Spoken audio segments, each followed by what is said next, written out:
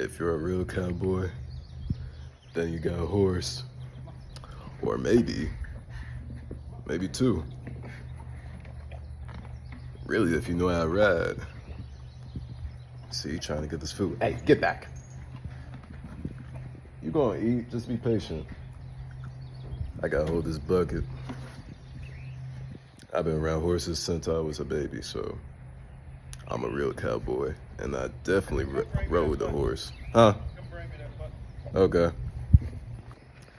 I'm sure some of y'all remember Apollo. Haven't seen him in a while. Been in Texas. I could have taken him with me to Texas because you know Texas be having them horses. So, I'm a real cowboy because I definitely been learning how to ride horses since I was little. So I already know how to ride a horse, and I rode him before. And I might ride him again.